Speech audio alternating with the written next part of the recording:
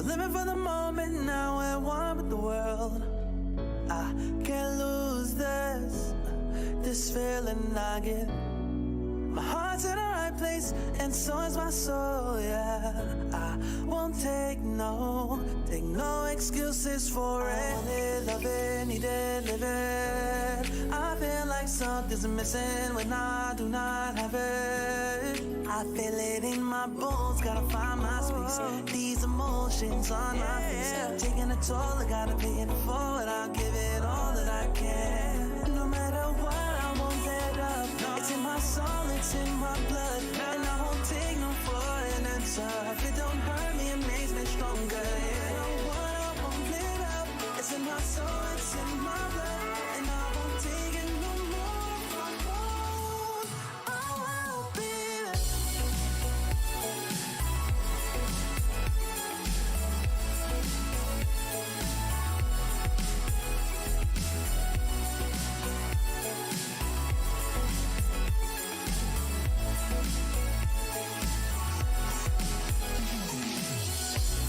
Just leave it to me.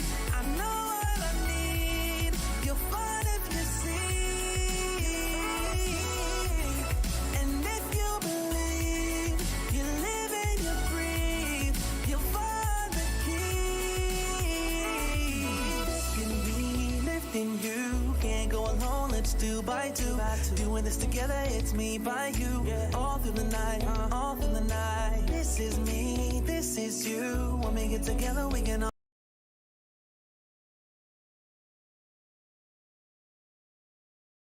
Is RCI Race Club International, and tonight I am Jesse Lee here, and I am joined by some very special friends of mine, and you are here tonight for live action of the Silver Cup, and we can't wait to get going. We are here, round one at Laguna Seca. Jake, the Bosmeister Boswell, is working the cameras tonight, and as I said, and as advertised, I have a very special guest with me tonight. That's Mr. Paul Jeffrey. Good evening, Paul.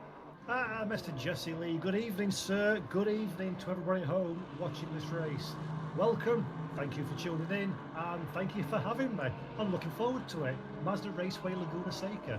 An exciting track in GT3 cars. This one, Jesse, is going to be awesome as we see a Ferrari facing the wrong way on its outlap, almost taking out Michael Wagner in the Porsche. So drama, Mr. Jesse Lee, before we've even got the first timed lap on the board.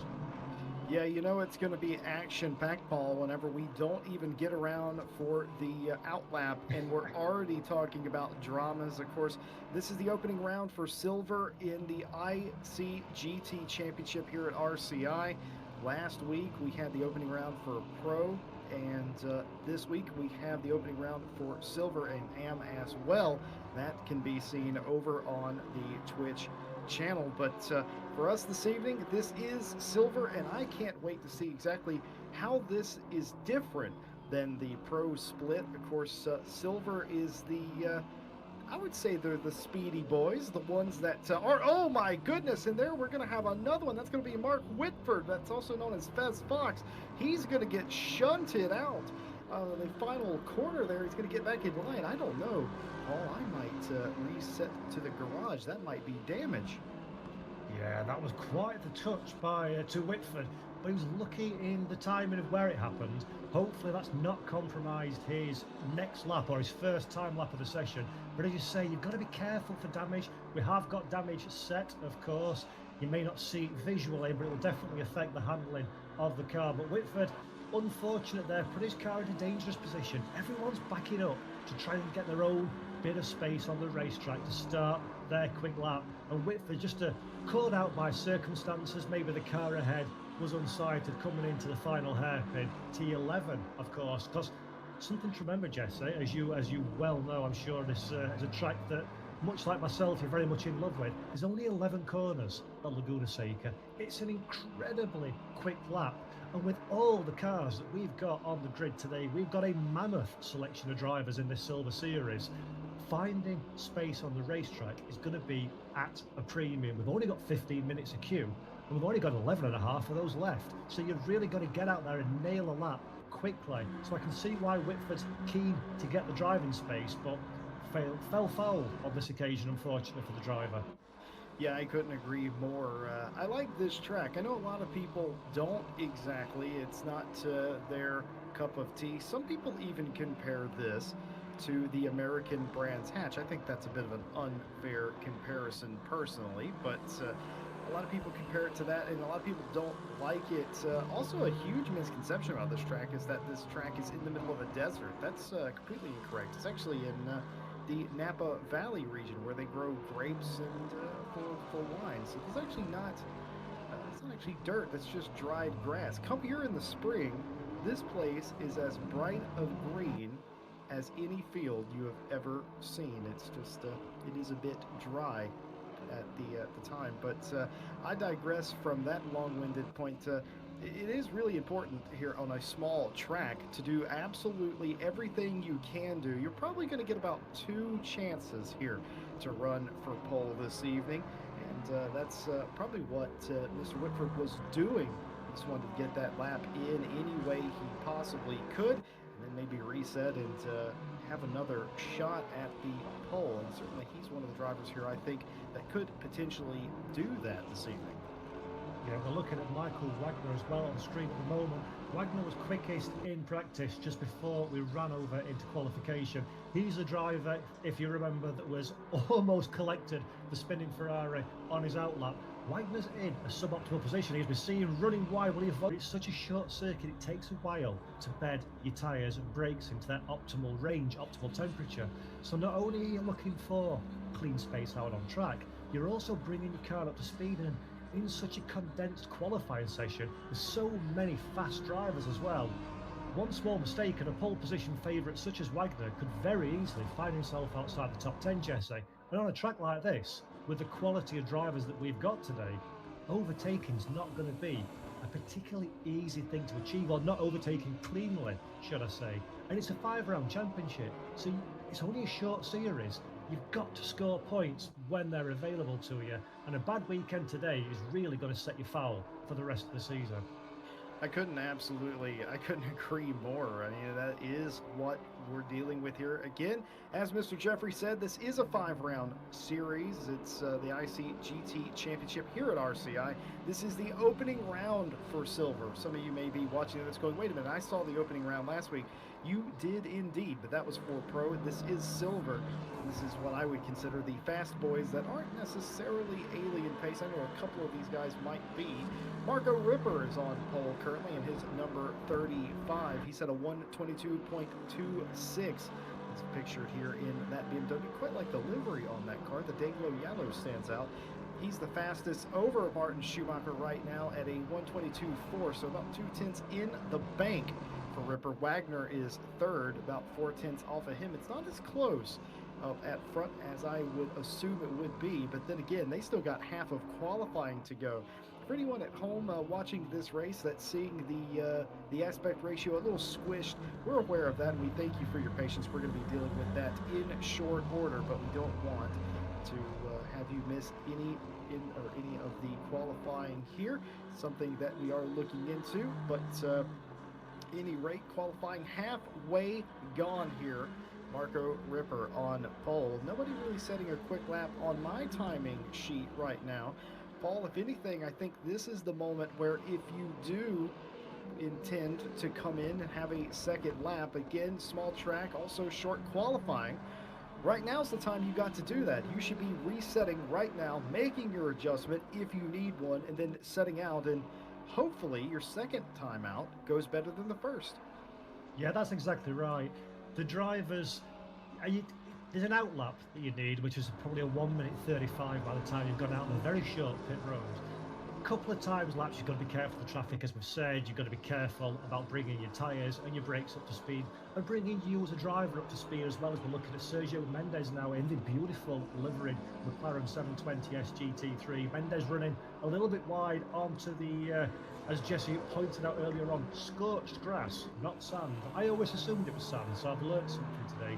Thank you very much, Mr. Jesse Lee, there informing me of the trackside furniture here at Laguna Seca, and Mendes has got a good opportunity to get a slipstream coming up into the corkscrew. Will the Porsche ahead be aware of the fast McLaren behind? No, he will not. So actually Mendes' slipstream has now turned into a bulk by the Porsche in front, which is a shame for Sergio. Currently 7th on the timing sheets, 8 tenths of a second away from provisional pole.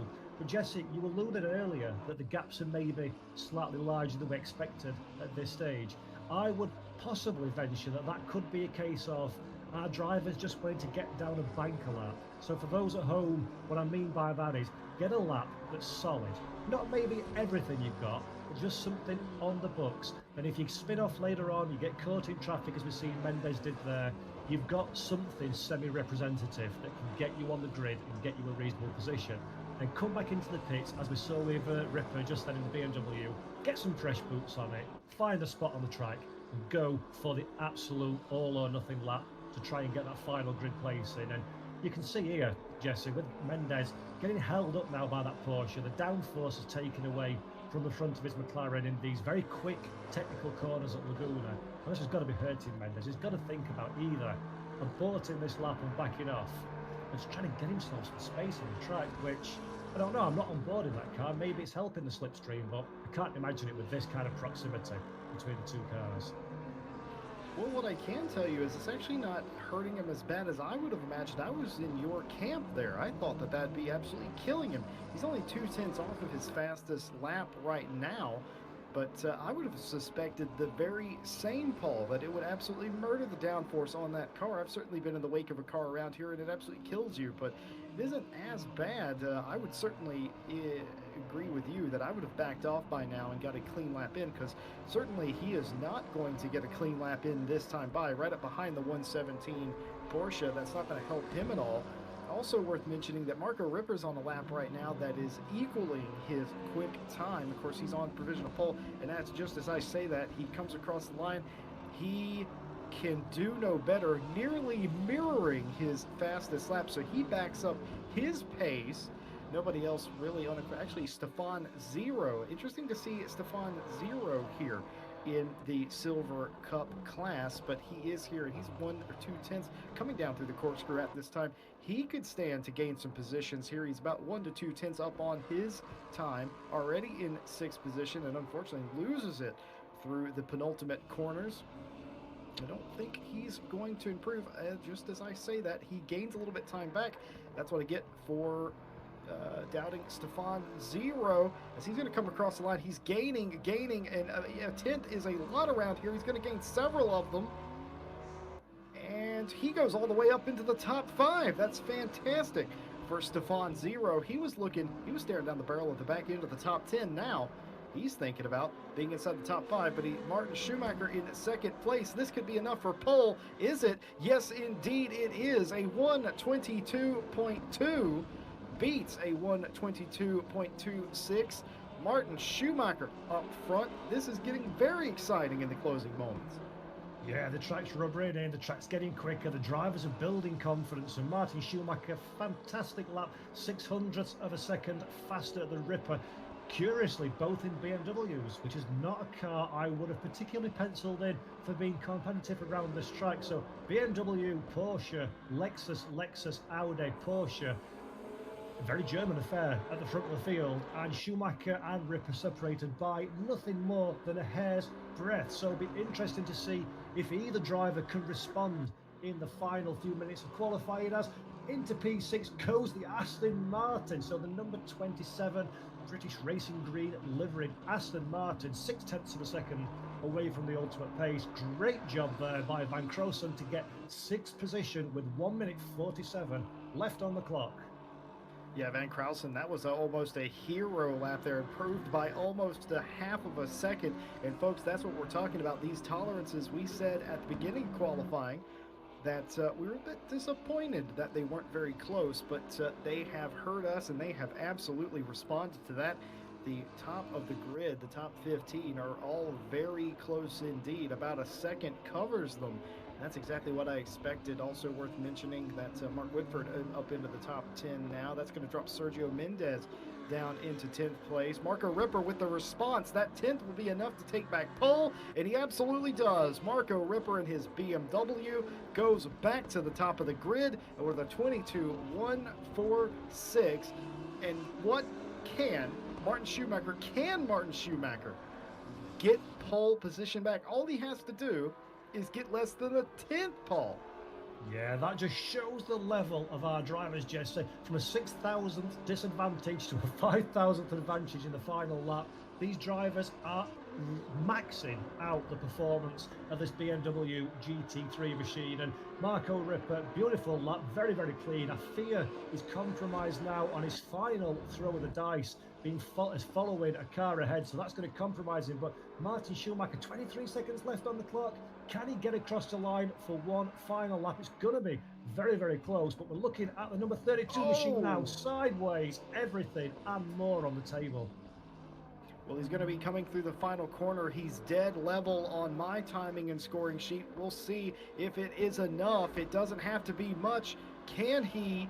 And he will not. He actually goes a 10th slower than his quick lap. Marco Ripper has brought his car down to pit road. He will not complete his final lap, but don't look. Michael Wagner in 3rd place is up a 10th or 2 as he is on a lap here that could potentially put him into pole. If he can keep this pace up, 3/10 up, could we have a Porsche leading us instead of a BMW? As Paul put out, it is a all German affair, but he's going to ditch it coming up the hill, and he's going to almost get into the tire barrier. That's going to ruin his run. He was up nearly 4/10.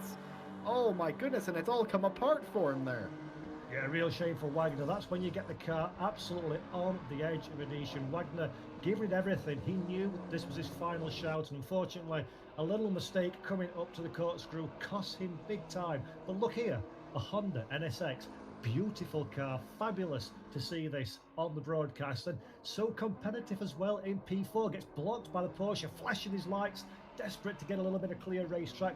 Can we see an improvement in the times? He needs to find half a second for pole position. Schumacher is still out on track as well, trying to set a quicker time and retake that provisional pole position. But I believe Schumacher has abandoned his lap, so it's pole position for Marco Ripper. A fabulous drive from all the field. Whew, I feel like that was enough for an entire race. I think we're going to catch our breath here as qualifying does indeed come to an end here. Marco Ripper is going to be on pole, Schumacher 2nd, Wagner 3rd, your top 3. Just absolutely fantastic. And look at Wurzberger in 4th place. He sneaks into 4th in a Honda of all things. Isn't that impressive?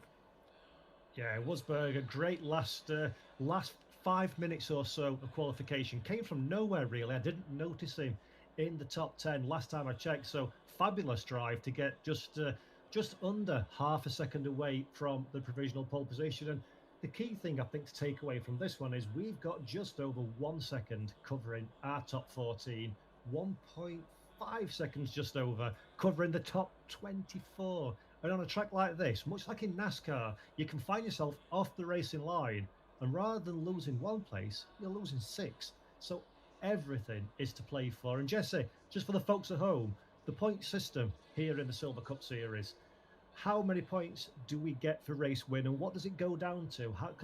It's not just one race, this is the first of 5, so people need to think strategically about scoring big.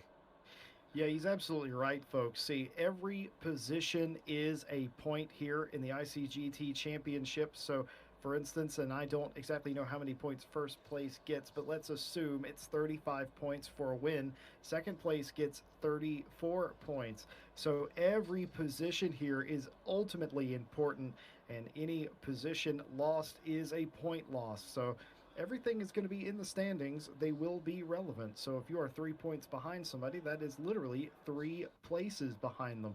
And I think that's absolutely brilliant. It keeps the racing and the championships tight. And as Mr. Jeffrey said, it is a first of 5 round championships here in silver. And we are at Laguna Seca today. Here is your rundown for the first race of the championship. Ripper took his BMW to pole. Schumacher could do no better than second. Wagner snuck in third place. And speaking of sneaking in, Wurzburger in his Honda, fourth place. Ulrich will take fifth in Lexus and share with Stefan Zero also in a Lexus. Von Krausen, seventh, Wright in eighth place. Whitford, ninth. Kinsler, 10th is your top 10. And then it's going to be Chumley and Mendez, Melliot and Keller, Curran and Raffel, Barnes and DeLoe, Pimlott, Fan, Soretti, Vodicka, Word, and DeBron rounds out your entire field there. That's going to be fantastic. And as Mr. Paul Jeffrey pointed out, it's going to be absolutely epic because we have the entire field covered in a second and a half. And Paul, while we wait for the start of the race, I just have to say, we saw last week in Pro that lap traffic came into play. And I think we're going to see that today. The difference between today and last week is that the field is so close. If they do choose to ignore the blue flags, that could be potentially disastrous for the front runners. That could change the complexion of the race. Yeah, that is absolutely right.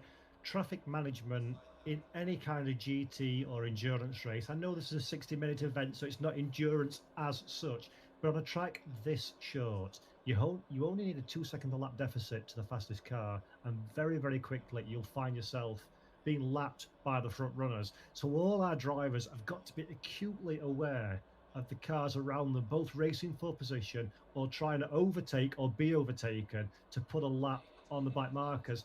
And the problem with Laguna, and I say it's a problem, it's not a problem for us commentators, it's a glorious, interesting thing that we can commentate about, but for the drivers, it's an issue. There are no good spots to let a car pass without losing too much time. We've seen the field is so tightly compacted that even the guys at the very foot of the timetable have got somebody to race with. They're not going to want to get off the throttle or get onto the brakes and allow a car past and lose armfuls of time. So there's going to be a lot of strategy from both lappers and lappies during the course of this race. And I'm fascinated to see who deals with that better. In endurance racing, as you well know, Jesse, as I'm sure we've seen many a time at RCI and other racing championships, real and virtual, going quickly is not everything you need to be successful in a race. It's also strategy, looking after yourself, your car, your tyres, the drivers around you, making sure you're at the right place at the right time. Sometimes that's skill, sometimes that's a little bit of luck as well. Well, Paul Jeffrey there, a man after my own heart, using that word. I love that word, strategy. It's one thing to be quick, it's quite another to be clever, and in racing, you rather unfortunately need to be both. And I've certainly seen drivers win races based on that strategy rather than pace. And I think that's the great thing about motor racing is that everybody has a particular set of skills, and it's how you deploy them that's important. And I think that was an excellent point that you made there. A couple people in chat talking about the BMWs, about how strange that actually is to see the big bad Beamers up front in this. And I will agree, I'm not used to seeing that myself. I'm actually quite used to seeing this race dominated by Porsche, but not so today. Porsche will start third as we continue the countdown clock to get underway here. Paul, over the last several weeks here in RCI, we've seen a little bit of everything on these starts. We've seen absolute chaos up front. We've seen the pole-sitting driver lose it on the pace lap coming out of the final corner. We've seen people have to pit for emergency fuel and repairs. Anything is possible here.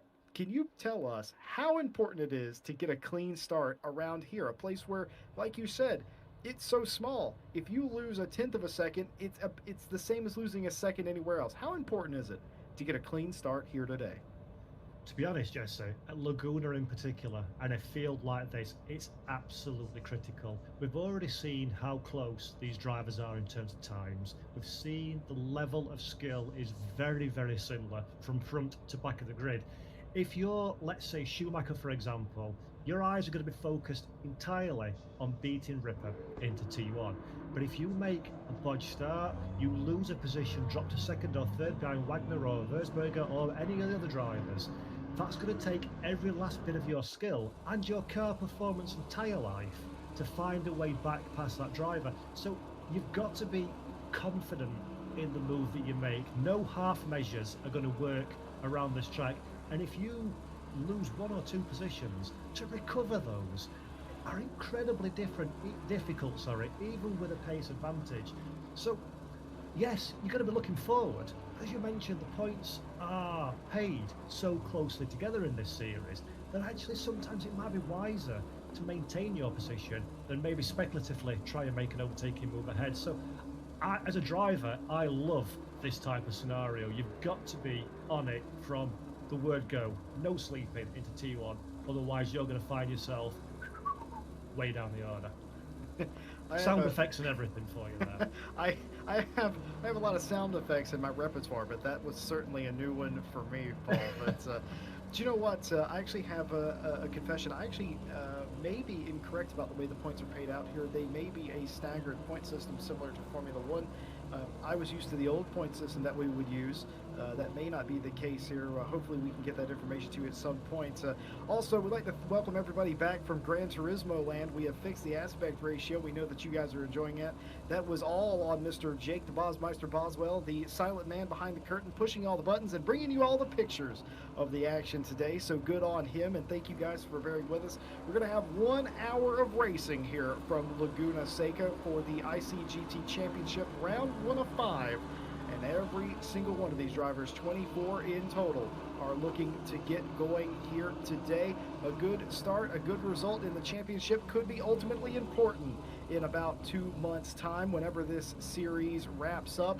So everyone here is on their best behavior, I would assume, to start this out, or perhaps maybe they're at their most reckless behavior here today. One other thing we didn't touch on, but we must touch on, is the fact that we do have live stewards in the building tonight taking a look at all the incidents, and we will provide incident reports during the entirety of this event. And oh, by the way, every vehicle in this race today has to adhere to a mandatory pit stop. Every vehicle must come in and qualify their stop by fulfilling the requirements of that mandatory stop. But for right now, we are going to start the race. Mr. Paul Jeffrey, do the honors. Thank you very much, sir. The cars are lining up looking for the green light. There's more horsepower on this grid than you can shake a stick at. Marco Ripper gets a good start, but look at the Porsche of Wagner, 3rd position, right behind the back of the BMW. He's looking for a Porsche-sized hole into T1, which I think he finds. Schumacher thinks about closing the door, follows his namesake, but decides better of it, gives racing room to Wagner, a little bit wiggly on the throttle, coming out of T2, but that becomes the inside line for T3. Schumacher maintains 2nd position. Wagner not giving up yet, as we see Michael Ripper pulling away in the front. Wagner decides enough is enough of that one, drops behind Schumacher, looks to the outside, there's no room there. A BMW-sized GT3 car's in the way, a little touring car type love tap on the back of the Beamer, pushes Schumacher wide. Wagner again on the run of the hill, Jesse. Can he get it into the corkscrew? No, he cannot before we get to corkscrew. Jesse, a great start, sir, a great start. I gotta say, that was about as good as you could ever imagine the start to be. Fairly clean and green in the back of the field, as I like to say. A lot of cars bunched up, but none went spinning as far as I am aware. They're all in line and they're all away. And this is basically what I expect from Porsche and Wagner, that being very aggressive early and able to make moves or get yourself in a position to make moves. And speaking of making moves, here's Mark Whitford, who is under attack from Mollier right behind him. That space goes ahead and he gets a bit of a gap, and now he's the one that's attacking in front of him, but goes wide in the final corner. He's going to get a bit of the dirt, and that's going to let Mollier get right up beside him in his Porsche, and he's going to be a drag race down the front straightaway. Mollier's going to have the inside line down into turn 1. Does Whitford lift and let him have it? No, he does not. He's going to challenge him down into turn 1, but still, position gained for Mollier. Excellent stuff. Actually, no, that's not Mollier. That is Kinsler, actually, now that I look at it. That was Kinsler. The timing and scoring hadn't updated.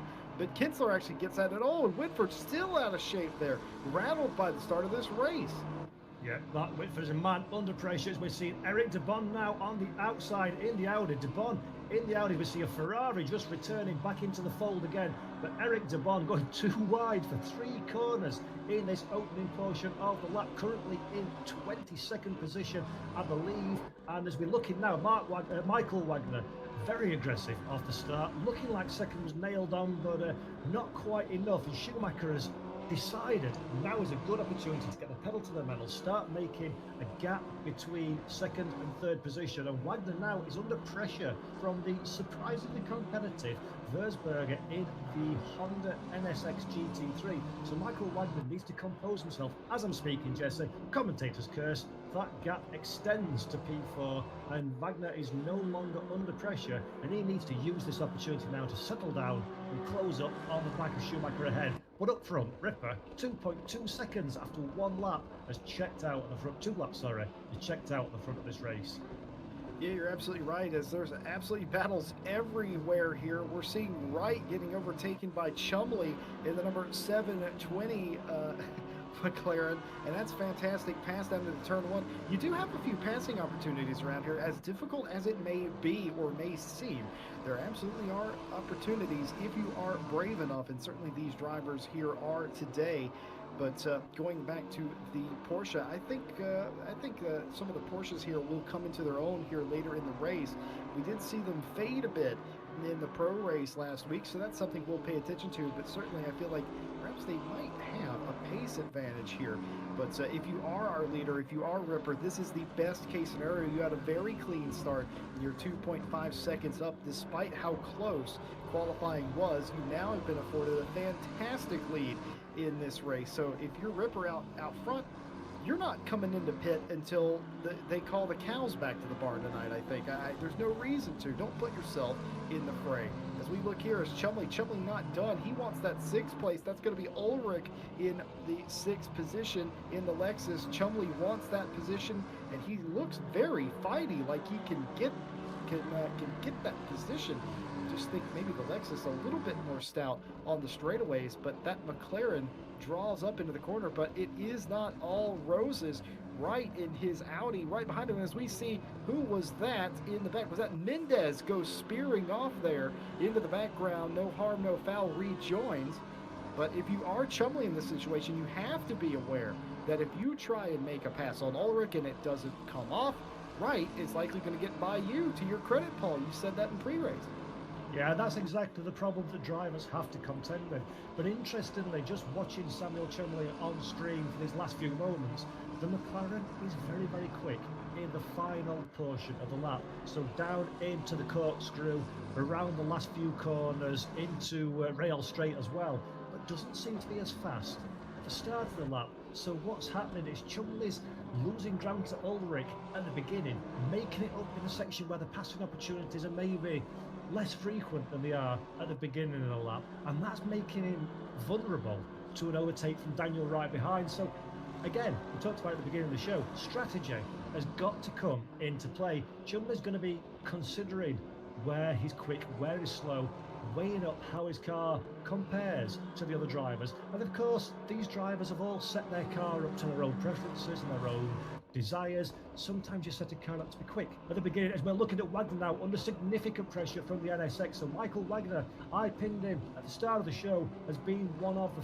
favourites for a strong result here. But at this point in the motor race, Michael Wagner doesn't have the pace of the cars behind and is under significant pressure from the NSX of Versberger in 4th, and Stefan Zero also keeping a watching brief in a pair of Lexuses, whichever you want to call it, in 6th and 5th position behind. So Wagner, man, under pressure at this moment of time. Yeah, he absolutely is. Going back to Chumley real quick, Wright actually went off into the dirt coming up to the corkscrew a little bit. That afforded him a little bit of a gap. It's up to about 2 seconds now. So the pressure is off, and Chumley can focus on getting back to Ulrich's bumper. But the fight for 3rd place is on between Wagner and Wolfsberger right now. This is, you don't really see this happen very often. This Porsche is struggling a bit, and that Honda is hot and ready to attack. Again, a podium in race 1, that's exactly the kind of opening round that you're looking to have. Meanwhile, up front, Ripper was losing time to Schumacher earlier. He had it down to about 2 seconds at one point. Actually, I think it actually is coming down again. Yes, that is correct. Schumacher has it down to 1.6 seconds. The gap between first and second place is coming down several tenths a lap at this rate.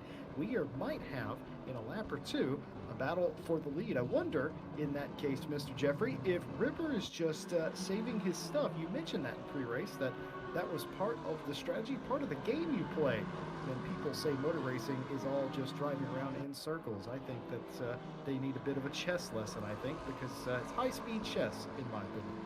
That's a beautiful way of putting it, actually, Jesse, and really accurate as well. And to be honest, I've commentated on a load of races in ACC, these GT3 cars. I've taken part in a bucket load of them as well. And frankly, I've never seen competitive BMWs, nor competitive Hondas.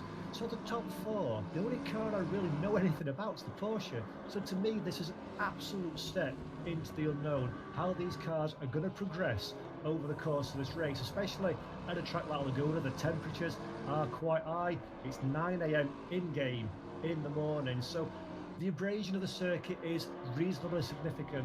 But look here, Chumley in the back McLaren, in the orange McLaren at the rear of this field. As you mentioned earlier, he's broke free from Wright, who made a little mistake, and allowing him to concentrate through his front windshield rather than watching his rear view mirror.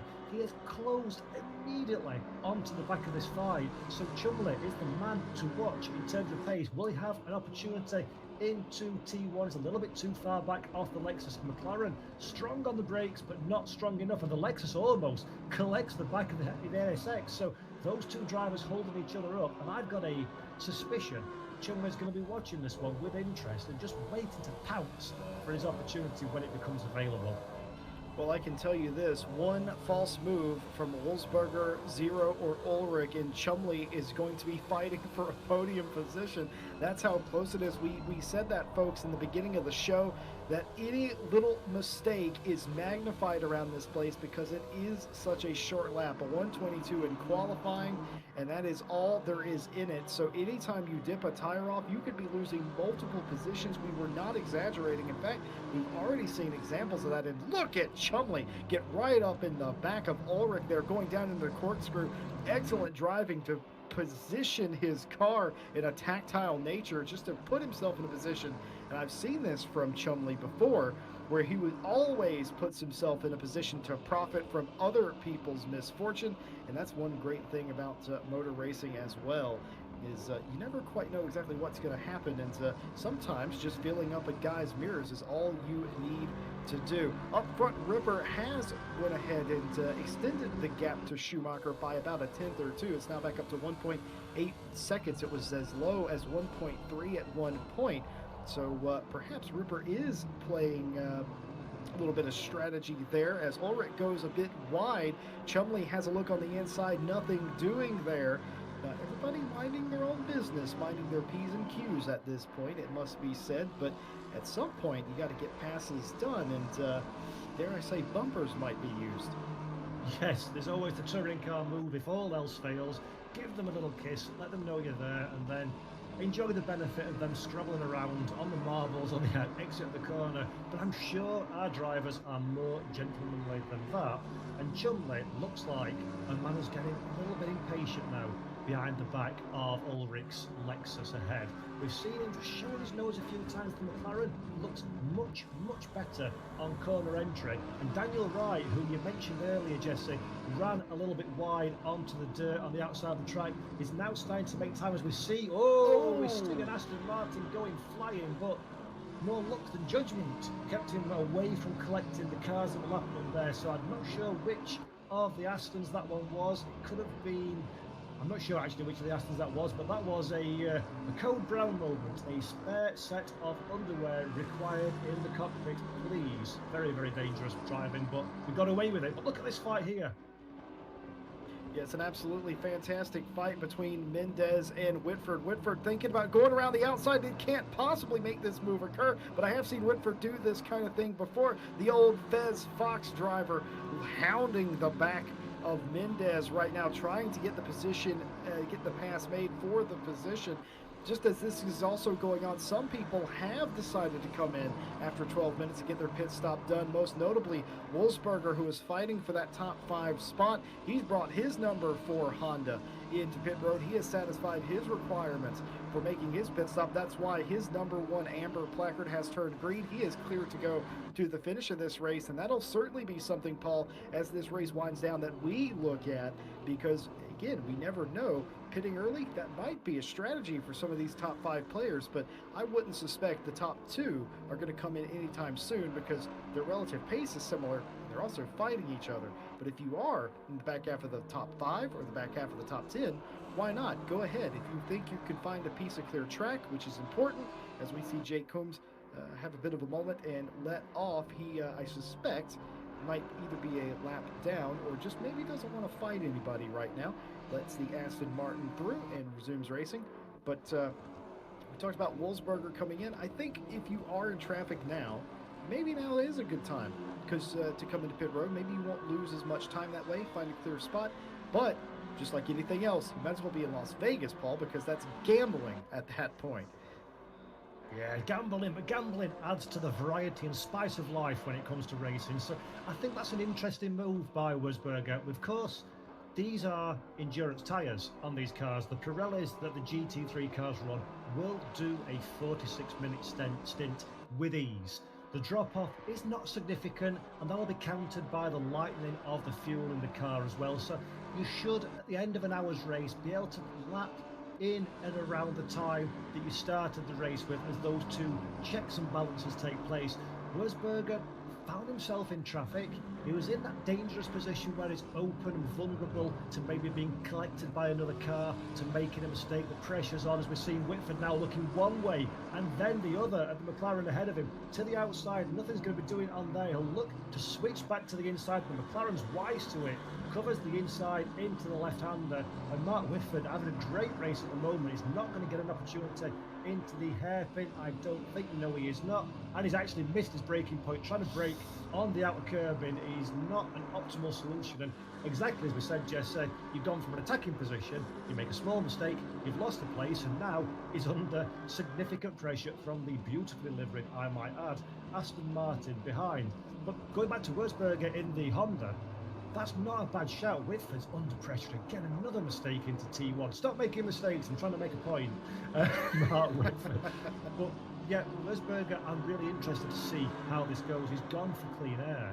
He's gone for the early stop. The tyres are defined. He's going to push now, try and find the natural pace in that Honda NSX and see if they can. But of course, when he joins back up again with the people he was racing at the front of the field, he'll be on much older tyres. So, as you say, Jesse, a bit of a gamble, but maybe he's not fancying 4th position. Maybe he fancies that podium and sees this as the best opportunity to go out there and grab it.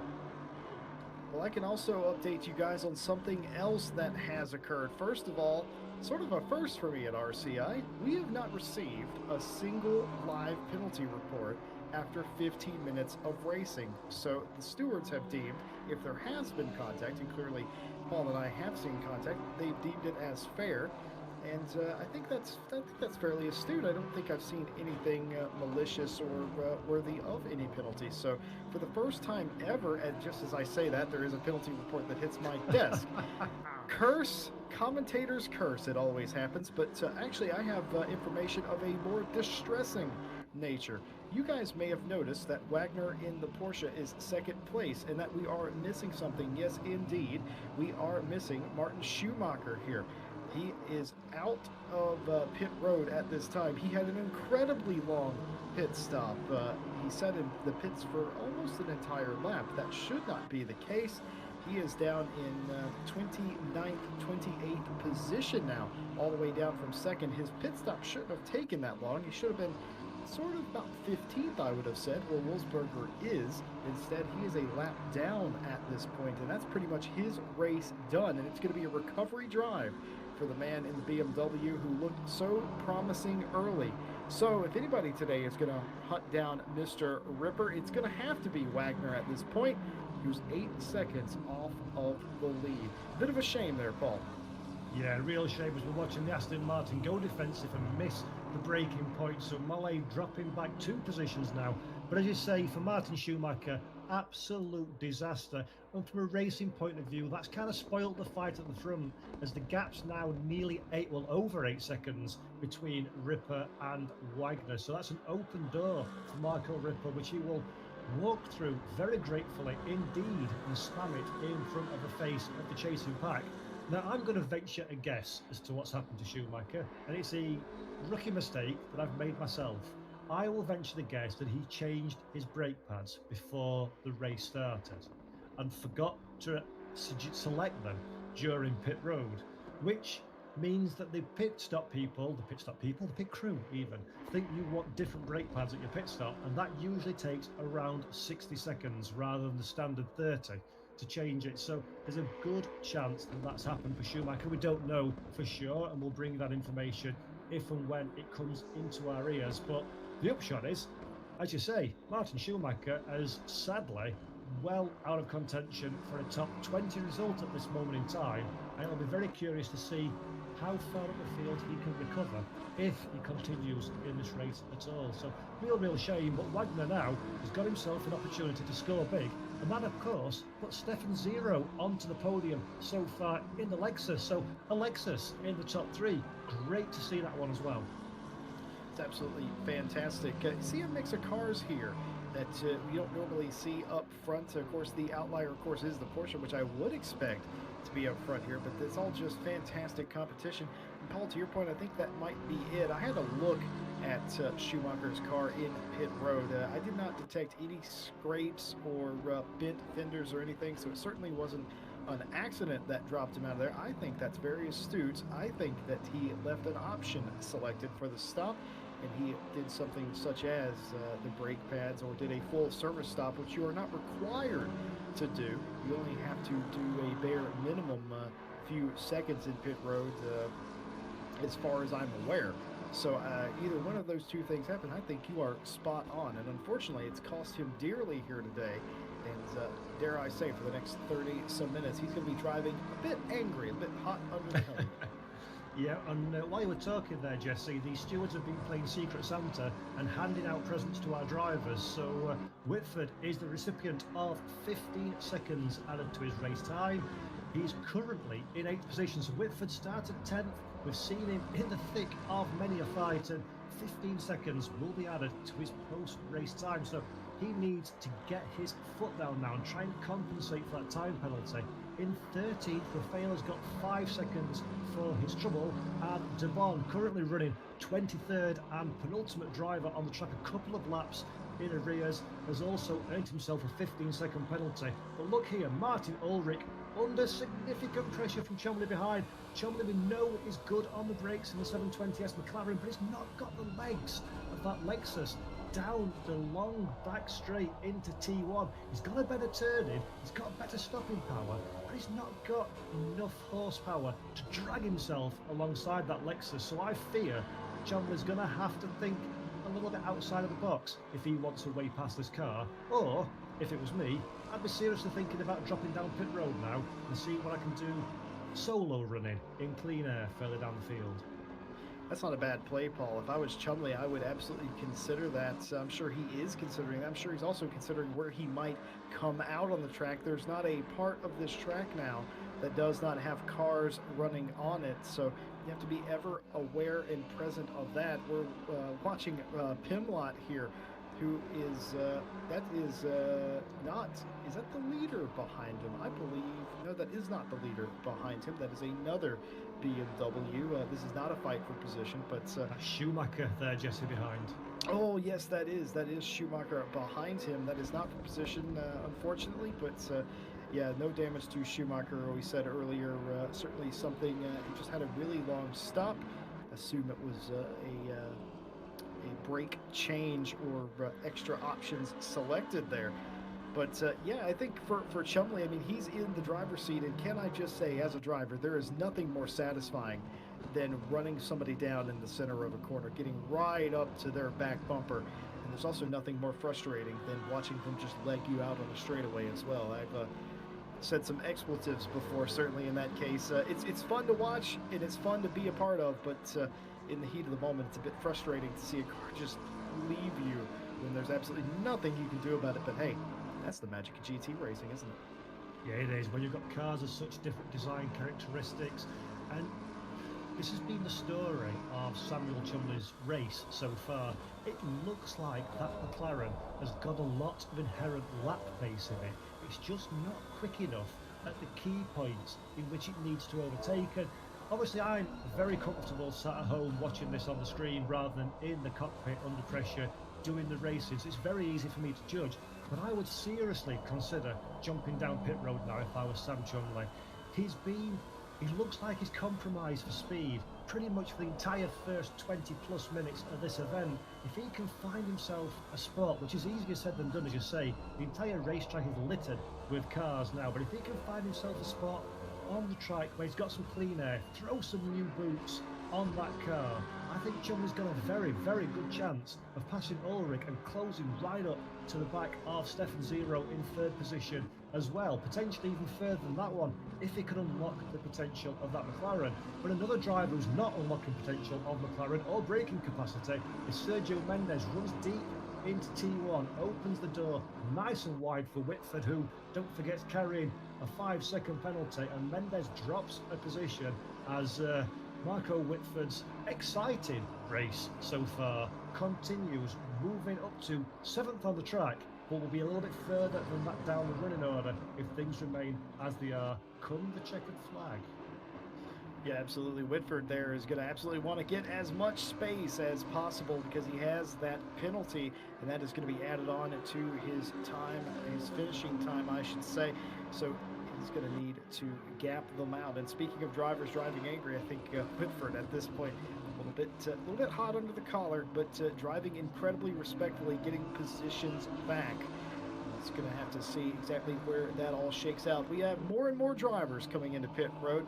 Wolfsberger is still one of the first people that came onto pit road. He's back up into 13th place. He's the highest running of the vehicles that have pitted. We've got Word in 16th and Mollier in 17th. As an Aston Martin hits the dirt in the background. But yeah, we're watching Sardi right here. He's in a mix of cars that have already pitted. He's the odd man out, and that's a brave choice, must be said, driving the Lamborghini around this place. Gonna go to Kov. Is Kov under fire from Word? He sure is. Yanni Kov is trying to drive away from the Aston Martin driver, driving the 777. I'm used to seeing a 777, but it's typically Aston Martin, but it's actually being chased by one today. But this battle right here, this is sort of cooling off at the time. Certainly would like to see what he can do down into turn one. So, here's what I am going to lay out to you, Mr. Paul Jeffrey. We are about halfway into this race. We've got about half the field that's pitted, half the field hasn't. You pretty much know where you're running so far in this race. You have to have your strategy set out by now. If you are not one of the top few runners, I think you've made it apparent now that you would like to come in, serve your stop, and then go back out and try and undercut the other teams. If you are the leader, though, what is your strategy if it's you? Well, I think it depends on how comfortable you are in the car at this stage. The race leader at the moment has got a significant advantage. So really they're in a luxurious position where they can pretty much do whatever they want. They can react to the cars behind. So last time I checked it's about 8 seconds and change. Probably a little bit bigger than that one now, the gap to Werner behind. So realistically what I would do is I would just watch what Porsche does and then react on the following lap. No need to take a risk, no need to take a chance and do anything counterintuitive to what the rest of the field is. He's got the natural pace, he's got the real estate gap. As we see the Audi at the front of the field run really wide, decide not to go down pit road but as close as you can get to it, and does well to not collect the back of the Aston Martin behind, but that leads a kerfuffle into Andretti. The other Aston Martin tries to go round the outside on the gravel. That one is not the best place to overtake, and those two are going to run side by side almost down into T1, so a little bit untidy there into the final corner of the lap. And It's so very tempting to get late on the brakes and throw it up the inside into that turn, but it's deceptively tight, as we've just seen there with the fight further down the order. And Pimlo now in the Ferrari under significant pressure from Richard, I believe it is, in the Porsche into the corkscrew. Does well to defend. Both cars get on the brakes nicely, and the fight continues. Yeah, it absolutely does. As Chumley still, it's the same song, different verses. Chumley is still trying to get around the Lexus, still unsuccessful in that pursuit, but my goodness, I think Chumley tonight is going to have nightmares about that Lexus badge. What do you reckon? Doesn't seem like they're going to be, I'm sure they're loving it, but right now, Chumley would really appreciate it if the Lexus would let him by. A couple of penalties that have come into the booth. The 117 given a 5-second penalty for late braking. The number 34 was given a full drive-through penalty for spinning out the 196. We've only had 4 penalty reports in half the race. I don't know what the stewards are doing. I think they're over there taking a nap. They've had it so nice so far. They're kicking their feet up, having a drink. I think our drivers know that Mr. Jesse Lee and Mr. Paul Jeffrey commentating, and we expect no tomfoolery in our races. It's got to be a good show, and a good show it's been. This is my first race at RCI, so everybody at home, hope you're enjoying it. Do give us a like and a subscribe on the Race Club International YouTube channel.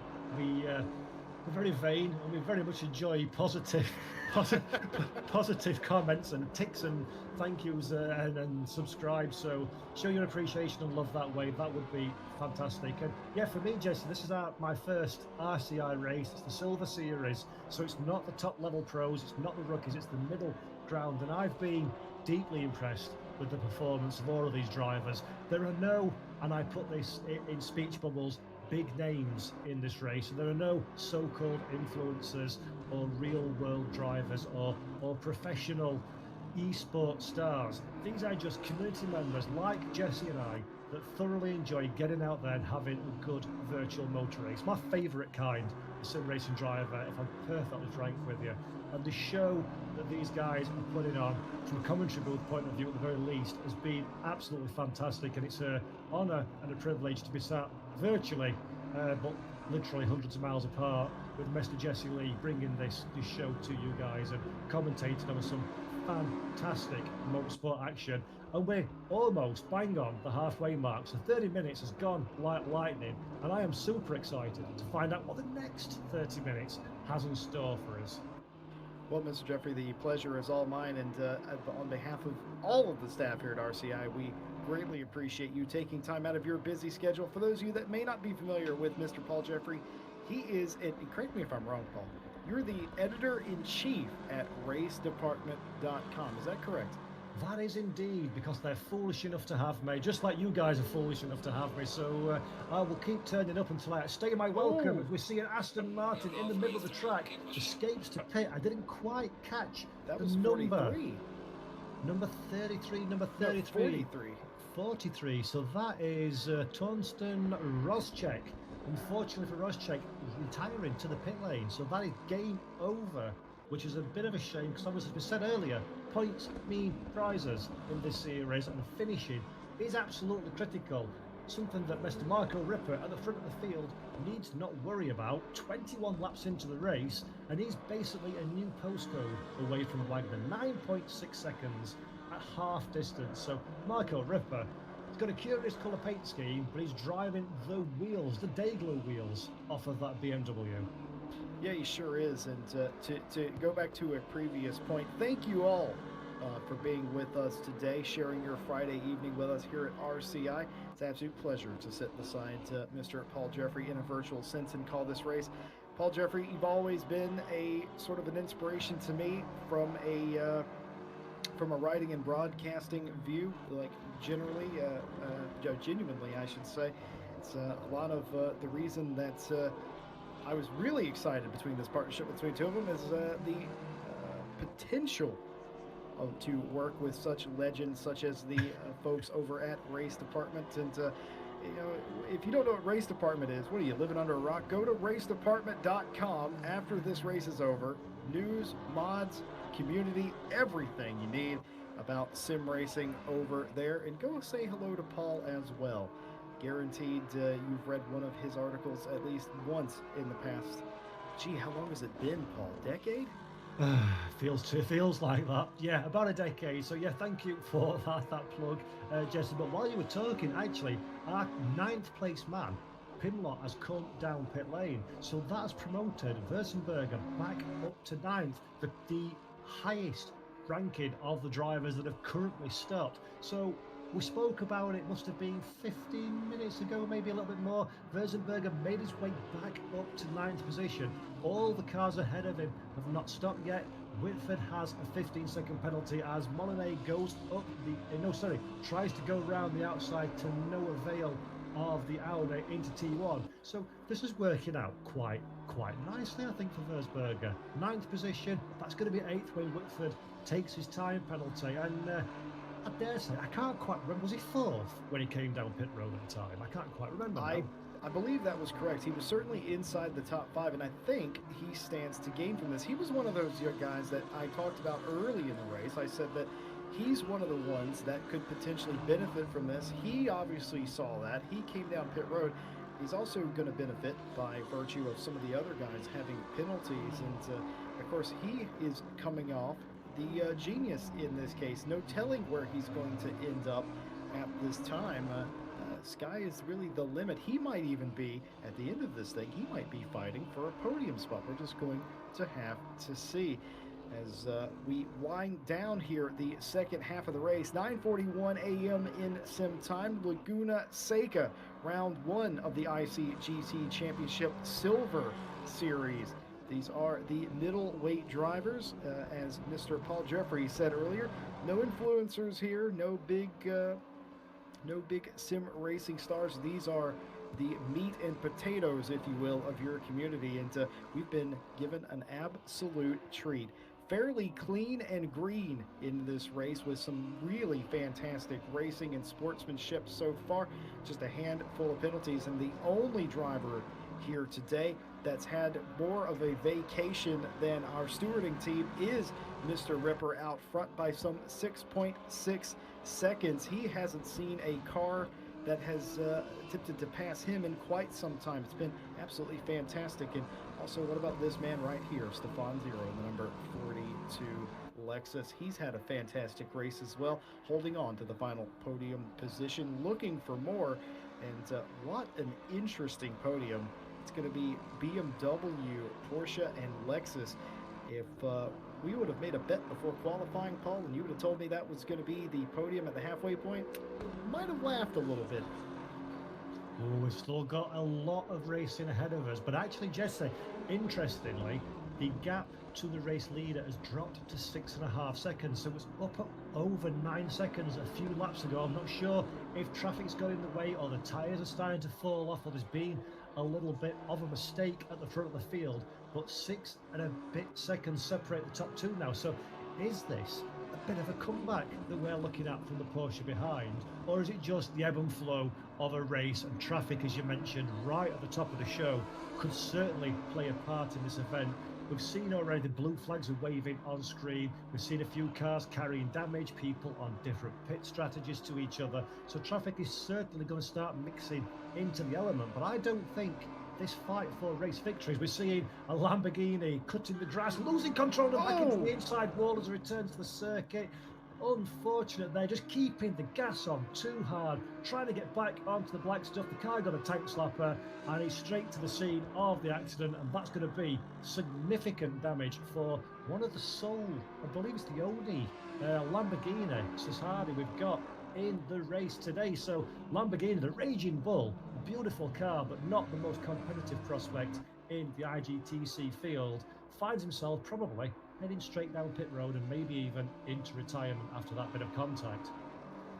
That made my heart skip a beat. That was just excellent camera work there by Jake the Bossmeister Boswell. It's just scary seeing that car whip across the track. Just it highlights the ferocity and the inertia that these cars can get, and just what happens whenever they get it wrong.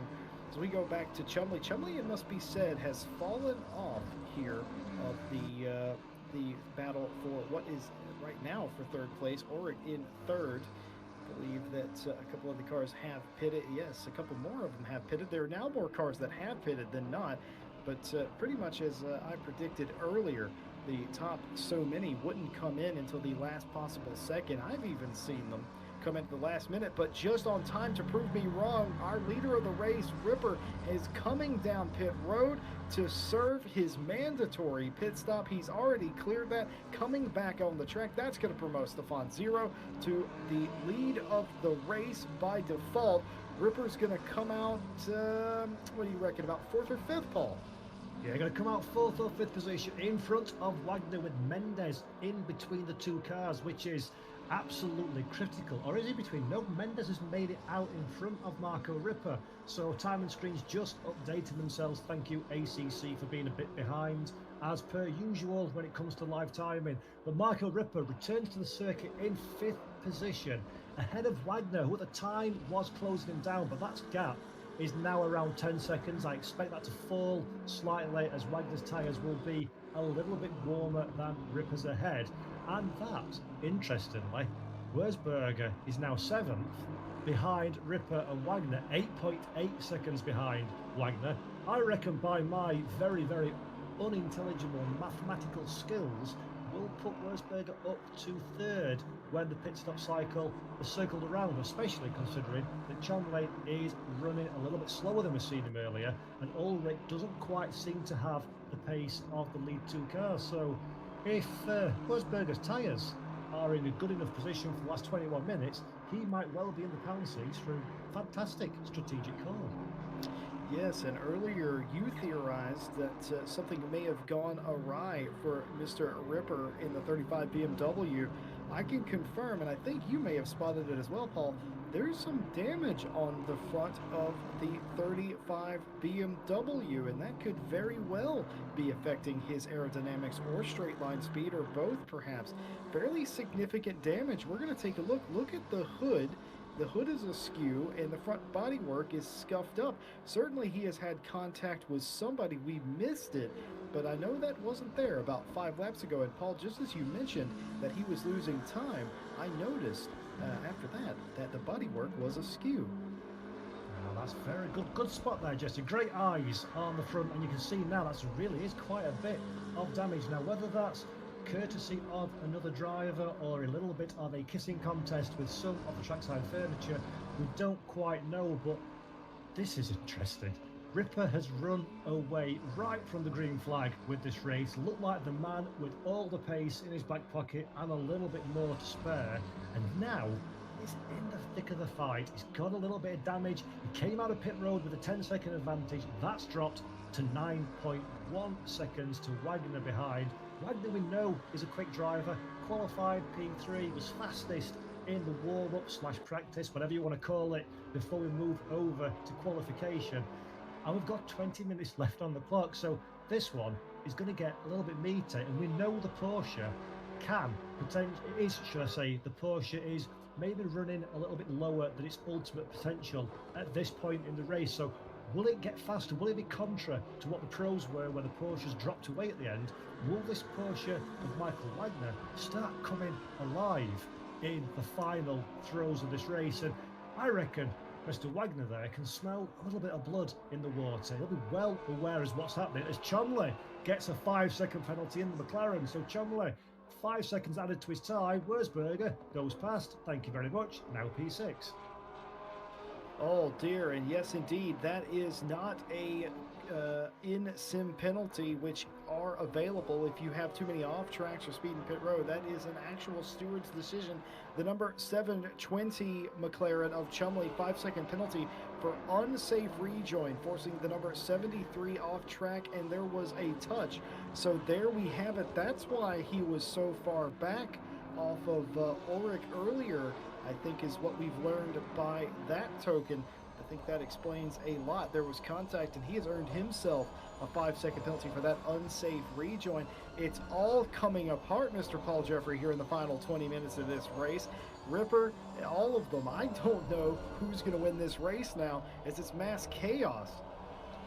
He's definitely turned it into a spicy end to what's been an incredibly good race up to this point, and if Chumley would have listened to my advice and came down pit road 20 minutes ago, all these problems would have disappeared and he would have been happy, laughing, clapping and dancing at this stage in the race. But instead, he's fighting a rearguard action. He's been down pit road, he's returned in 7th position, but he's behind most of the key rivals he's been racing against on track at this point. So Chumley now very much in a recovery position, trying to salvage whatever he can from what looked like a very strong race from the McLaren driver up to this point. But we have got 18 minutes to go.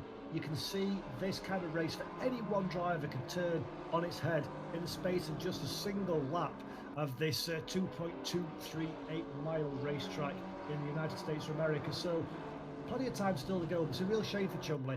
I was enjoying watching his attack in the McLaren. I would love to have seen that being resolved cleanly out on circuit, but alas, it was not to be. And there's another fight we've got fights throughout the field. This is amazing stuff, and this is for P19, so a Ferrari 488 GT3, something we've not seen much of during the course of this opening round of the IGTC Silver Championship here at Race Club International. And that is Vonica, is he pronounced it? I'm sorry, I'm poor on pronunciation. That's Vonica in 19th position, defending for all his worth from Kinsler behind in the similarly liveried Porsche. And this is going to get spicy into T1. I was going to try and make the move down to the inside. Will there be a touch? Yes, there will be a touch. There will be a touch, and the Porsche goes wide. The Ferrari gets back in line and gets away. Vodica is going to keep the position from Kinsler. And speaking of Kinsler, where has he been this race for me? I expected him to be in the top half of the field, let alone the top 10. He's back here, unknown what has happened to that driver, but certainly a dangerous moment down into the turn 1 hairpin contact, nearly losing the car, and he loses out massively in this fight for 19th place, as he is now getting assaulted by some of the lead lap cars. There's a car in the background there. Eagle-eyed viewers would have spotted that has gone off. There's a car in front of us. It's going to be an Audi that hit the wall. Everything is popping off here in the final 16 minutes. Local yellows are waving, and I'm going to need to take some heart medication if this keeps up. Yeah, it's been an intense few minutes, and actually while you were talking there, Jesse, one of the factors that we spoke about in the course of this race, that was for the Eagle-eyed that you would have noticed the Honda NSX, that was the current P5 position car, sorry, in the mix of a fight further down the order with cars on newer tyres. And this is the danger of traffic. Daniel Wurzberger, now we're looking at him now, P6 even, I'll get the number right eventually, right in the middle of traffic. That's going to cost him time. Wurzberger was one of the early stopping front runners, so his tyres are far more worn than the cars around him, even though he's got inherently more pace. And this is a difficult time. Wurzberger is chasing down Stefan Zero. He's not benefited as much as I thought he would have done actually at the pit stops, although Ulrich and Mendes P1, P2 have yet to hit pit road. I dare say they're going to go for a very late splash and dash and try and salvage what they can from the race. But Wurzberger needs to not get involved in these sorts of incidents. Sometimes it plays for you, sometimes it plays against you, but that was way closer than Daniel Wurzberger would have liked it to have been. Because the problem is, Jessica, I'm casting no aspersions over your overall lap pace, but I'm sure you've been in a situation where you've been lapped by front runners and you're in the midst of your own fight. It's very difficult to acknowledge there's a faster car behind you. But on a short circuit like Laguna Seca, half a lap sounds like eternity to not realise, but in reality it's only about 35-40 seconds, and that's very, very easy to hold a faster runner up for the thick end of a lap, if not more, if you're not finely attuned to what's going on behind you. Oh, there's going to be contact right here between the two Aston Martins. They, as far as I know, I don't know if that was a fight for position. I don't think that was. But your assertions are correct, Paul. I have been lapped by leaders, but most notably, I am usually lapped by back markers as well, just to give you give you an idea of my relative pace. So I am fully aware of that. Typically, when I see a faster car or I get a blue flag, I just pull all the way over, because I don't want to. I don't want a faster car mad at me, because that doesn't benefit you in any way. And number two, I certainly would feel really bad if I changed the outcome of a race based on me not adhering to a blue flag. We've got about 13 and a half minutes here left in the opening round of the ICGT Silver Championship here at RCI. Got Mr. Paul Jeffrey with me in booth. I'm Jesse Lee. Jake Boswell is on the cameras providing you the pictures and the audio today. See him sweating over there, hitting buttons and working the cameras. 9:54 a.m. sim time here in California. We are at Laguna Seca for the opening round of 5, and if you are just joining us, it will take some explaining. It's been incredible so far. Mr. Ulrich and Mendez have not pitted. Most everyone else in the fight has. Ripper, who has led the majority of this race, has damage, but is maintaining that top spot over Wagner by about 10 seconds at the moment. Stefan Zero, the big beneficiary of pitting so far, he will likely cycle through, and I say likely because, quite frankly, folks, we don't know, but I would assume at this point Stefan Zero is going to cycle back out into third. So your third, fourth, and fifth runners are actually, in all actuality, going to be your first, second, and third. But Mr. Wurzberger is on the back of Stefan Zero, and matter of fact, we go to that battle right now. So this is going to be a battle for what will likely be the final podium spot. Wurzberger, who pitted incredibly early, inside the first 12 minutes it was, has benefited greatly because he has stayed out of trouble to this point and has put himself in a position where he could potentially podium as once again a Ferrari goes off into the corkscrew earlier. Oh, the Porsche comes to a complete stop on the exit of the corkscrew. That is incredibly dangerous. Not something that I would want to do a, what did you call it earlier, Paul? A Code Brown situation there. Yeah, I mean, this actually, Jesse, is a really interesting bit of the race now. We're seeing Stefan Zero and Wurzberger fighting for position, which is currently fifth on track. Zero is not liking the new tyres on this Lexus. At this moment in time, Wurzberger has got much more pace in the Honda behind. He's closed down that gap mightily in the last couple of laps, but curiously, Wurzberger has got a lapped Schumacher behind him, who appears to be much faster in the BMW. So this is what we spoke about. Wurzberger's got older tyres, but has track position. Schumacher's not in play, but is carrying way more speed at this point in the race than either car ahead of him. This is a really awkward position for the Honda and the Lexus that we're looking back from now. Do you let the lap car go? Just get him out of your equation, get him out of any problem, because that BMW, I'm not saying it will do, but it only has to miss one braking point, only has to carry speed greater than the car ahead, not expecting differential, and you've got yourself a real problem as Schumacher's looking to line up an overtaking manoeuvre. And we see the Honda NSX looking down the inside, trying to do a Zanardi, but failing miserably. He's actually lost more time than he's gained, Daniel Wurzberger there. But this is really interesting. Will the Beamer find a way past, unlap himself, or will he hold station? And more importantly, will that be enough of a distraction for Daniel Wurzberger to compromise his chase of the Lexus ahead and close down the not pitted but now pitted front two drivers as Ulrich is in pit road as we speak?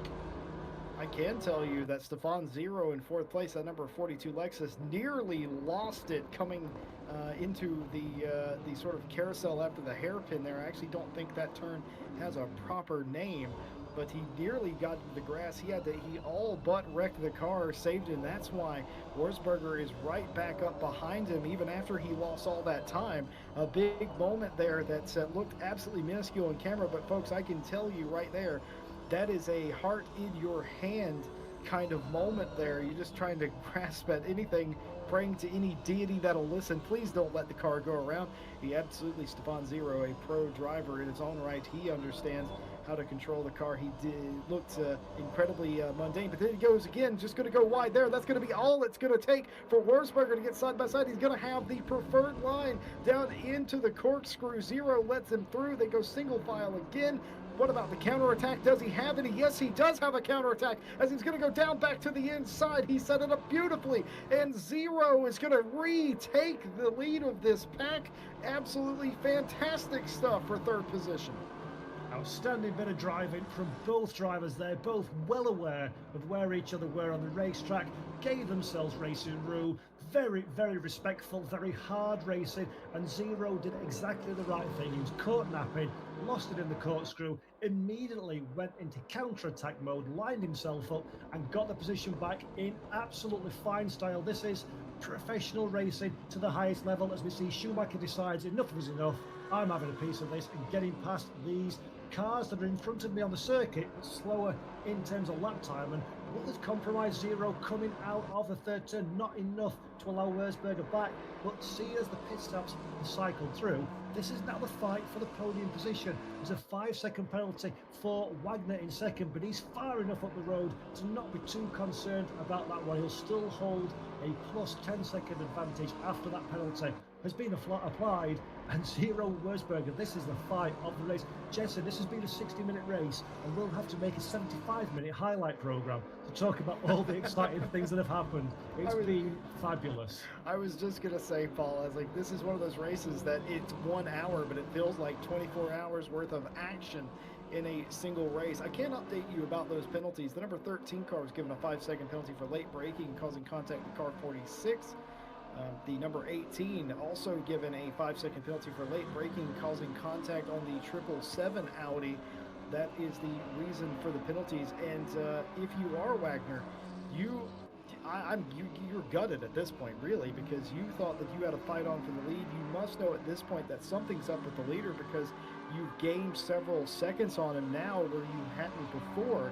But I don't think it's going to matter at this point, because that 5-second penalty, I don't think even if he were to get there, he's certainly not going to pull out a 5-second gap.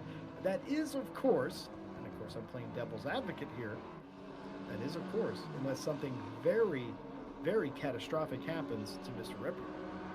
Yep, and anything could happen. There's only 6.5 minutes, so people may be joining the broadcast at home now. If you are, hello. I'll be thinking, oh, Jesse, stop over-dramatising. 6.5 minutes, nothing will happen. If you've watched this since the green flag, you will know anything can happen at any point in the race. So it's not all over yet, as we're seeing somebody else whose race has gone backwards rather than forwards. That is Chomley in the orange McLaren, fighting against Martin Ulrich for 5th position. Chomley, don't forget, has a 5-second penalty, which will very quickly send him backwards once the checker has been waved. But this has been a fight. Basically, if you ask Chomley at the end of this race, what track have you been racing on? He'll say the back of a Lexus. He'll have no idea what the racetrack was. He sees snippets of Laguna Seca behind the rear end of that Lexus ahead. These two have been painted together for the duration of this race, and I just like to see Chomley pass, just to give the bloke some joy in what's been a very, very difficult race. 5-second penalty as well will likely drop him behind David Wright and even Mendes to 8th position. So Chomley needs to get his skates on, but it's provided a very entertaining race for you folks at home and those up in the virtual commentary box as well. I've thoroughly enjoyed watching these two go hammer and tongs.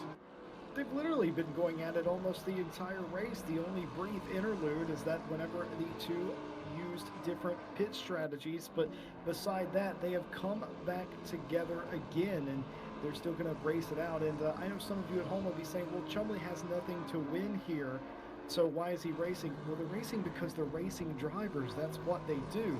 It's the same reason that Ulrich isn't pulling over and letting him go, which, by the way, is the smart play here. It doesn't really matter. It's not like he's going to, I don't suspect he'd be able to pull a 5-second gap in about 3 laps. But again, it's racing pride. They are allowed to continue to race, it must be said. There's by no means does Chomley have to give up his pursuit of Ulrich. Of course, even if he does get by him from 5th, it will likely mean that he still finishes in 6th or 7th place. But that's neither here nor there. They're racing drivers. They're doing what they are designed to do from birth. All of these people in this race, I imagined, grew up with a steering wheel in their hands. I kid, of course, but you know, sim racing is a lovely thing. It brings all people from all corners of the globe together. It's the same here in the booth today, I'm proud to say, and pretty much every day here at RCI. For those of you at home watching, thank you for being part of our race today as we see Mollier get passed up there. I think that's going to be Whitford. Yes, indeed. Whitford does get around Mollier right there for the 12th position. But again, Whitford does have that 15-second penalty for contact earlier in the race. So that's going to set him back. But again, at At this point, it's for pride. But anyway, back to my points. Thank you guys for being with us today. Stay for the finale here. It's going to be fantastic. But go ahead and hit that like and subscribe button on YouTube. Don't miss a single race. We do multiple races a week now, starting up more series all the time and more info to come on some new championships running throughout the week. Incredibly exciting stuff. And if you don't like the commentary team for Silver, I do have bad news, because Mr. Paul Jeffrey and myself, as well as our race director, Mr. Jake Boswell, are confirmed for the entirety of this series. We hope to see you with us. This series runs on a bi-weekly basis, trading off with the Pro Series. So it's going to be quite fantastic, really, as we have 2.5 minutes left. And as it began, show it shall end, Mr. Paul Jeffrey, between Ulrich and Chumley. I think he gets by him personally. It'd be nice for Chumley's self-confidence, but actually, just to touch on the point of why are these guys still racing when there's penalties applied, you're absolutely right. The racing drivers, you see an opportunity to take it, but there's also a psychological aspect to this. This is a 5-race championship. This is the opening round, as you say, of the Silver IGTC series. If you can put one over on a driver today, that will be festering in the back of that driver's mind heading into future races. And if in rounds 2, round 3, round 4, round 5, you come up on that driver again, they'll remember that you outsmarted them, outdrove them, outlapped them here at Laguna Seca, and that will add just a little element of doubt in their mind that they know you're more than just a competitor. You're somebody that had the better of them in a previous race. And when the gaps are so small, as we're looking at Stefan Zero on the defensive into the final corner, can the Honda get around the outside? No, it can't. It looks to switch back to get the run down the start finish straight. I fear the Lexus has got too many ponies under the hood for this NSX, although the overlap of the NSX is quite significant. It's on the outside into T1. Is not the place you want to be. Late on the brakes. Can it chop back in to the inside? Not quite enough turning capacity in the NSX at this point in time. Wurzburger now again to the outside, tries to make the shortest point possible in the corner, but doesn't have it. There's a Lexus in the way, and that fight was me being a little bit more excited than the actual fight warranted, because that was never going to happen. But good effort for trying nonetheless from Wurzburger, who's desperately seeking that final step on the rostrum. But just to quickly go back to my point, is it's a psychological thing. You want to beat the driver at every opportunity, like Senna used to do. He used to put hard passes on the back markers, so they knew it was Senna behind them. They thought twice about any funny business. And it's exactly the same. Mind games are an important part of championship league racing. I couldn't have said that better myself, Paul, and it's almost like you've been listening to races that I've called in the past, where I say, why are they fighting for a position that doesn't matter or is going to be reversed? And the simple answer is because they have their visor down, they're a racing driver. It is that simple. You see a position, if you can get that position, you want it. If first place is 6 minutes up the road, it doesn't matter. If second place is in front of you, you could have that. As a racing driver, you sit there and go, I want that. And that is the mentality of a racing driver, and that's why we love and have a passion for sim racing and motorsports. Do you know who has a passion for racing here today? It's going to be Marco Ripper, the number 35 BMW. He's had his share of dramas today. Came into pit road. He's had damage at some point. He's had 2 massive leads in this race, lost both of them. Most recently due to the damage on the front of the hood, saved by the 1 hour time mark, and the fact that Wagner in second place also had a penalty. But it has been clean sailing for the most part for the driver of the Dayglow yellow and black BMW. He's going to come across, or come into the final corner, I should say, and he's going to grab the checkered flag here today at WeatherTech Raceway Laguna Seca and win the opening round of the ICGT Championship Silver Cup. Fantastic stuff. Wagner is going to come across the line second, and we're going to see if he has a 5-second gap. I think he will be just fine as Stefan Zero has pulled out a bit of a gap on Wolfsberger here, and I think that's going to be all she wrote. Final step of the podium, an excellent race by Stefan Zero. Excellent drive in the Lexus. Third place, Wolfsberger right behind him, and Ulrich behind them right in sixth place. Chumley comes across the line, I think in sixth, but due to the time penalty, gets placed into seventh. Paul, we can breathe. Whew, that was 60 very intense minutes. Really enjoyed the race. Congratulations to Mark Ripper at the front of the field. A fabulous drive. Absolutely peerless throughout despite his challenges. But realistically, congratulations to every one of the drivers. The racing has been top quality throughout the field. We've seen a few minor indiscretions, which, let's be fair, in a competitive race on a short circuit like this is to be expected. Schumacher eventually recovering to 23rd position, one of our early pace setters in strife at the beginning of the race, and thoroughly enjoyed myself. You and me both. Ladies and gentlemen, here is the final results. It's going to be Ripper from Wagner, your top two. Zero, Worst, and Ulrich is your top five. Wright, Chumley, Mendez, Word Fan is your top 10. Mollier, Whitford, Delau, Rabs, Vadicka, Pimlott, DeBron, Rafael, Corin, Kinsler, Richter, Soretti, Schumacher, who had just a terrible day, as it would turn out. Started on the front row, and something happened in his pit stop. We suspect he took additional repairs or changed his brakes by accident. Then rounding out in 24th, it's going to be Combs in his Ferrari. Just fantastic round. I don't know how to predict it, because Laguna Seca is such a different track. I don't think I know exactly what we're going to get next time out, Paul Jeffrey. I think you're absolutely right. Laguna is a track all unto itself, both from a car point of view and also from a driver point of view. It's one of those circuits, you likened it to Brands Hatch at the beginning of the broadcast, and I think there is some fair comparisons to a point there that it's a very specialist track, and some drivers gel with it, some drivers don't. So some of the guys that we've seen finishing a little bit down the order may well come good at future events. The BMW, I'm shocked about how competitive. Same with the Honda, and to a point, the Lexus as well. I'm surprised how competitive they have been in this race. I'll be interested to see if they can keep it up in future rounds. And I think that's one of the things, Jesse, I'm so excited about this championship. As you say, I just don't know what to predict. Although Ripper has driven absolutely beautifully, is that Marco Ripper's natural pace in this car? Is he a championship contender, or is it track specific? We'll find out, I suppose, in 2 weeks' time. Yes, we certainly will, and that's the great thing. In 2 weeks' time, Mr. Paul Jeffrey, Mr. Jake Boswell behind the camera, and myself will be back.